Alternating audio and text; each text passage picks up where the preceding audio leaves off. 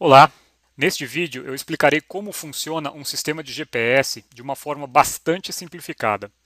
Nosso foco aqui não é falar com cientistas ou acadêmicos, e sim com o usuário comum de GPS. Esse é o primeiro vídeo de uma série de 3 vídeos. No segundo vídeo dessa série, iremos explicar por que existe um erro no sistema de GPS, ou seja, por que ele não mostra a minha posição de forma exata, com uma precisão de 1 centímetro, por exemplo. Apenas como referência, o sistema de GPS que nós usamos em nossos carros e celulares tem uma precisão que varia em torno de 4 metros. No terceiro vídeo dessa série, nós vamos citar como fazemos para corrigir, ou seja, melhorar essa precisão. Não vamos abordar todos os métodos existentes, mas vamos basear basicamente nas 2 principais formas disponíveis para nós brasileiros. A correção através de uma base de referência, que também é conhecida como sistema RTK, ou a correção via satélite. Não deixe de visitar nossa página na internet, onde temos outros vídeos com assuntos de grande interesse para quem trabalha com sistema de GPS de precisão, como por exemplo a cintilação, que tira o sono de diversos agricultores. Então vamos ao assunto dessa aula, como funciona o GPS.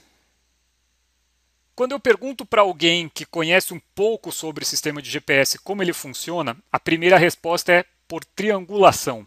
Eu sei que a ideia por trás dessa resposta está correta, porém, a aplicação dessa palavra está errada.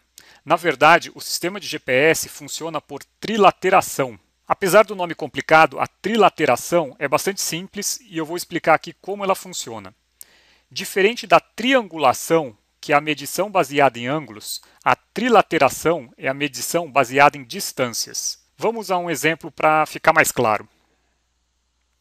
Imagine que você está perdido no meio de diversos prédios e precisa passar a sua posição para alguém que está no telefone, por exemplo. Nesse nosso exemplo, não existem ruas com nomes, apenas os prédios como referência. Dentre os prédios, 3 se destacam por suas cores. Um é azul, outro é vermelho e outro é verde. Vamos focar apenas nesses 3 prédios que se destacam. Olhando para o prédio vermelho, você consegue estimar que você está entre 6 e 7 metros de distância dele. Olhando para o prédio verde, a estimativa é que você está entre 9 e 10 metros de distância. E por fim, olhando para o prédio azul, a estimativa é que você está entre 10 e 11 metros de distância. Então, a pessoa que está ao telefone toma nota dessas medidas e com isso ela começa a imaginar o seguinte. Então ela sabe que você está entre 10 e 11 metros do prédio azul, do ponto azul, né? E isso gera para a gente aqui uma circunferência. Então ele sabe que você está em qualquer ponto dentro dessa área cinza. Da mesma forma, ele sabe que você está entre 6 e 7 metros do prédio vermelho. E isso também gera uma circunferência. Agora ele já sabe que você está em qualquer lugar dentro da circunferência azul e dentro da circunferência vermelha. Ou seja, você está em qualquer ponto dentro dessa área cinza. Apenas com essas informações ele ainda não consegue determinar a sua posição.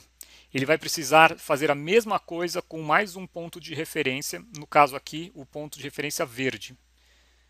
Traçando a circunferência, com base nas informações dos 3 pontos, a área que coincide com as 3 circunferências já é bem menor, possibilitando assim determinar com uma certa precisão a sua localização.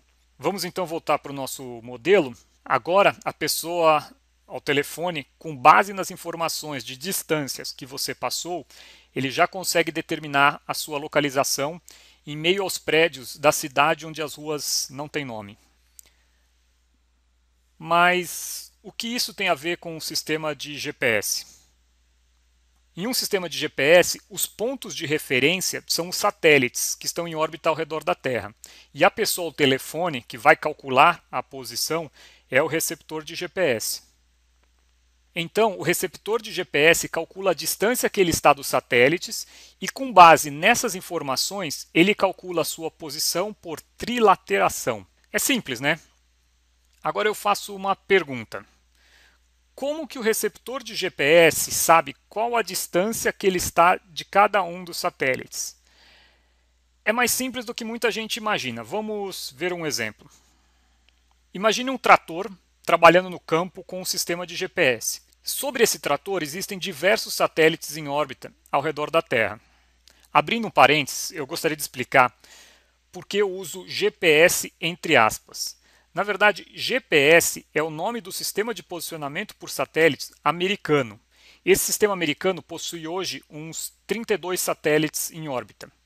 Além do sistema americano, já é bastante utilizado o sistema russo, chamado GLONASS, que é composto por aproximadamente 24 satélites, e outros sistemas que já estão em operação, com um pouco menos de satélite, como por exemplo o sistema europeu chamado Galileu, o sistema chinês chamado Beidou e o sistema japonês chamado QZSS. A maioria dos receptores de hoje trabalham com mais do que uma constelação. Portanto, o correto não é falar eu vou comprar um GPS, pois quando eu falo isso eu estou limitando apenas um sistema de satélite, o sistema de satélite americano. O correto seria falar eu vou comprar um GNSS, que é a sigla em inglês para o Sistema de Navegação Global por Satélite. Mas não é a minha intenção aqui mudar o linguajar popular. Apenas lembre-se que quando eu estiver falando GPS, entre aspas, estou me referindo a GNSS. Voltando ao nosso exemplo, dentro de cada um desses satélites existe um relógio extremamente preciso. Eu já ouvi dizer que esse relógio, que é um relógio atômico, ele pode variar 1 segundo a cada 100 mil anos. A informação desse relógio é enviada via rádio em direção à Terra e todos os receptores de GPS que estão com visada para esse satélite recebem essa informação. Até aí tudo bem, mas ainda não está claro como o receptor de GPS calcula a distância que ele está do satélite. Para ficar mais claro, vamos pensar em algo mais comum com o nosso dia a dia e depois voltamos para esse exemplo do trator. Vamos pensar em um carro que vai percorrer uma distância entre o ponto A e o ponto B. E eu sei que esse carro está andando a 100 km por hora e que ele demorou 2 horas para fazer esse percurso. Qual a distância que ele percorreu? Muitos vão fazer essa conta de cabeça. 2 horas andando a 100 km por hora, ele vai percorrer 200 km. Mas vamos lembrar das aulas de física, onde aprendemos que distância é igual a velocidade vezes o tempo. Substituindo os valores que nós temos que distância é igual a 100 km por hora vezes 2 horas. Ou seja, a distância percorrida foi de 200 km.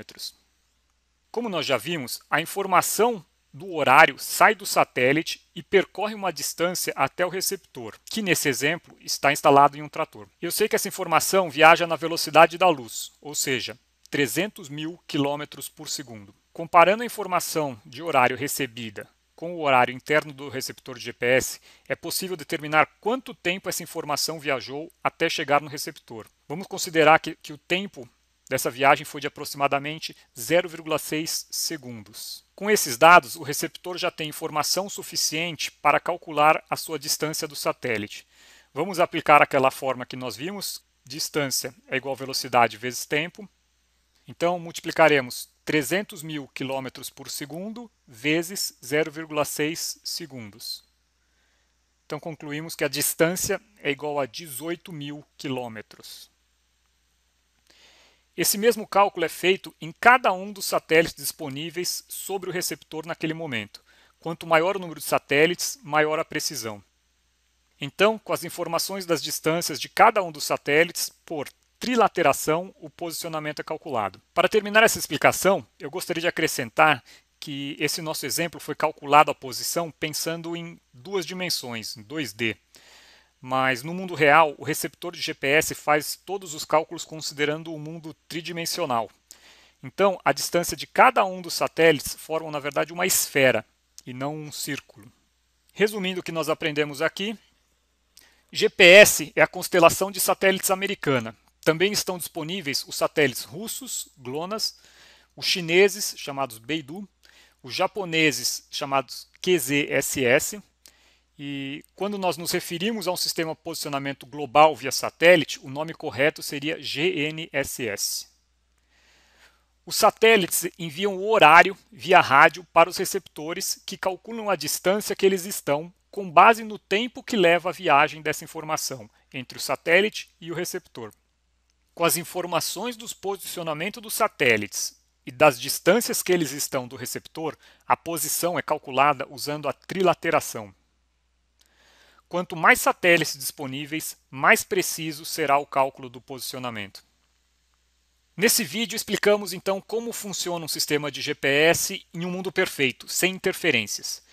No segundo vídeo dessa série vamos falar sobre as interferências que existem no mundo real e como que elas afetam no cálculo do posicionamento. Será possível entender por que o GPS que você usa no seu carro tem um erro de aproximadamente 4 metros ou às vezes até mais. No terceiro e último vídeo dessa série, vamos mostrar como fazemos para corrigir esses erros, melhorando a precisão para menos de 4 centímetros.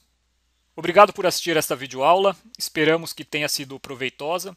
Não deixe de visitar o nosso site, onde você poderá encontrar mais informações úteis sobre sistema de navegação via satélite. Até a próxima!